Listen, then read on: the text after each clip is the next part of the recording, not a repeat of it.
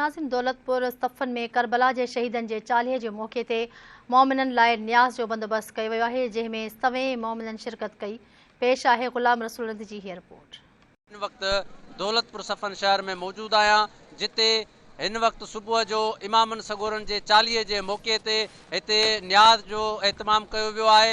अचो त हितां जे एहतमाम करण वारन सां ॻाल्हायूं था त उन्हनि जो छा चवणु आहे।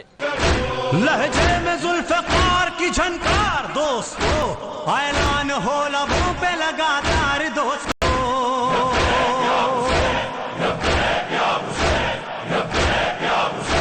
मौला तेरा मक़सद मेरी आंखों में बसा है।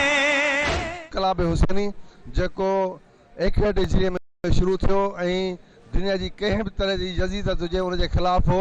अज उहे पंहिंजे इमाम के पोयां परवाना थी करे उथिया आहिनि।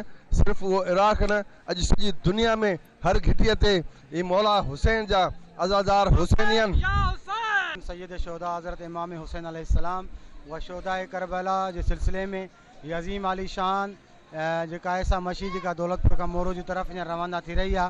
मोमिनिन जो अचण ऐं वञण जो सिलसिलो जारी है। जेके मोमिनिन हिते न्याज़ जो एहतमाम थियल है वो न्याज़ करे पंहिंजे मंज़िल की तरफ रवाना थी विया आहिनि। मुख़्तलिफ़ मोमिनिन के तरफा क्या है मौक़िफ़ लगाया विया आहिनि। न्याज़ जा, सबील जा, मक्खण मानी जा, अंडा पराठा, बिरयानी, कोरमा, नान, हर किस्म जो न्याज़ जेको आहे हिते मौजूद आहे। करबला के शहीदन की यादत में प्रोग्राम रखियो वियो आहे।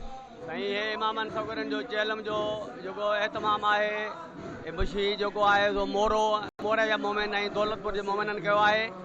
हज़ारन के तादाद में मोमिन आहिनि ऐं तमाम घणो न्याज़ जो एहतमाम कियो आहे, जंहिंमें चांवर आहिनि, मानी आहे, अंडा आहिनि, चांहि आहे, पराठा आहिनि, हलवो आहे, फ्रूट आहे, हर किस्म जो जेको भी मोमिनन खां पुॻो आहे मोरो ऐं दौलतपुर के तरफां हिते एहतमाम कियो वियो आहे। कैमरामैन अली हसन सां गॾु गुलाम रसूल, धरती टीवी, दौलतपुर। हर मन की सदा सुन के लहू बोल